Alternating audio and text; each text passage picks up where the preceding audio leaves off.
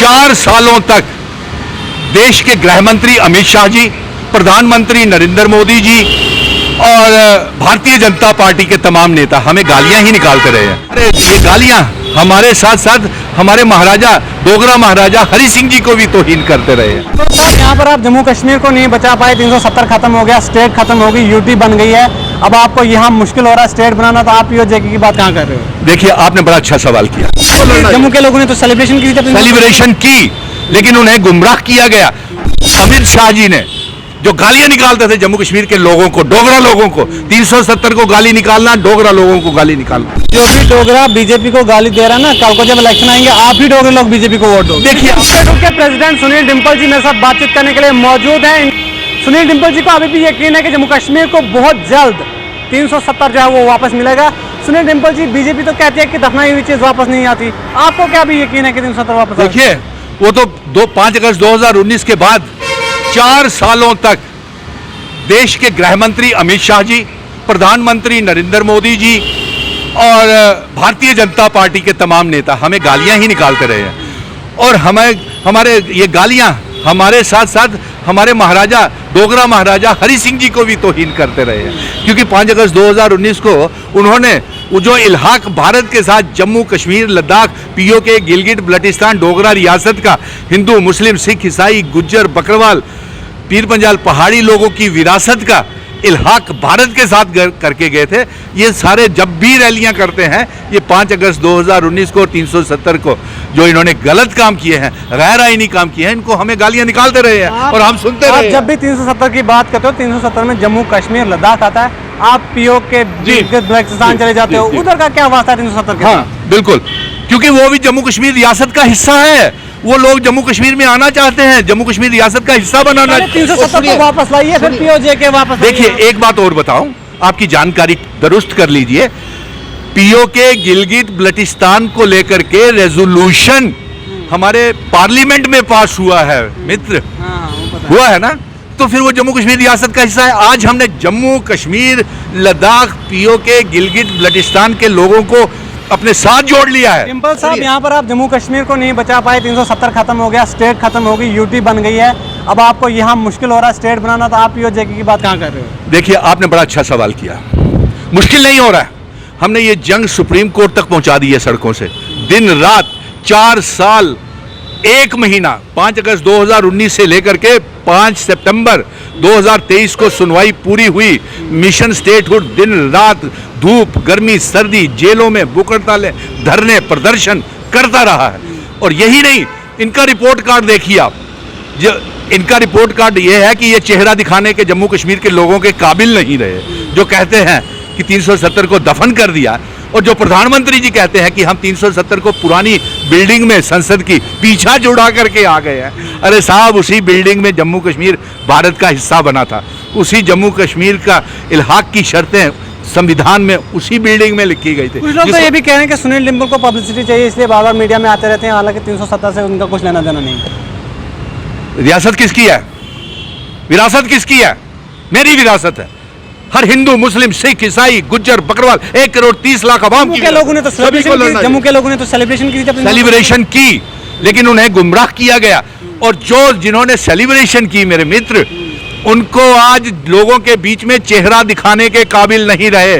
वो मामूली से मामूली इलेक्शन, कारपोरेशन के इलेक्शन, मोहल्लों के इलेक्शन, पंचायतों के इलेक्शन और यहाँ तक कि अर्बन लोकल बॉडीज के इलेक्शन से डर रहे हैं। और उन्होंने अपनी हार, अमित शाह जी ने जो गालियां निकालते थे जम्मू कश्मीर के लोगों को, डोगरा लोगों को, 370 को गाली निकालना, डोगरा लोगों को गाली निकालना, हमारी इल्हाक की शर्तों को तोड़ना, डोगरा लोगों की हिस्सा। आज जो भी डोगरा बीजेपी को गाली दे रहा है ना, कल को जब इलेक्शन आएंगे आप भी डोगरे लोग बीजेपी को वोट दो। देखिए, आप पत्रकार मित्र आगे ही एक गोदी मीडिया का काम करते रहे हैं, नेशनल मीडिया, तो मैं आपकी बात का जवाब नहीं बुरा नहीं मनाऊंगा, लेकिन हकीकत तो ये है, ये चुनाव लड़ने से पहले ही इन्होंने हार मान ली।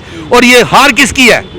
ये हार उस मीटिंग में होता है जहां पे अमित शाह जी की क़यादत में मीटिंग होती है। उस मीटिंग में जेपी नड्डा राष्ट्रीय अध्यक्ष, जम्मू के 2 मेंबर पार्लियामेंट और उसके साथ साथ एमएलए एक्स एमएलए बैठे होते हैं, और वो चुनाव लड़ने से पहले ही उन्होंने अपनी हार तस्लीम कर ली। और उन्होंने इसलिए रद्द कराए कि इसका असर 2024 के पार्लियामेंट के चुनावों पे नहीं आप होगा। मुझे ये बताइए, आपने कहा कि गोदी मीडिया का रोल मीडिया प्ले कर रही है, आपको नेशनल मीडिया कवरेज कहाँ कर रही है? पोर्टल वाले तो आपको इंटरव्यू लेते हैं, आप हाँ, उन्हीं को बिल्कुल, गोदी मीडिया बिल्कुल, बोल रहे हो। बिल्कुल, आप में से बहुत से हैं, बहुत हैं ऐसे, बहुत हैं।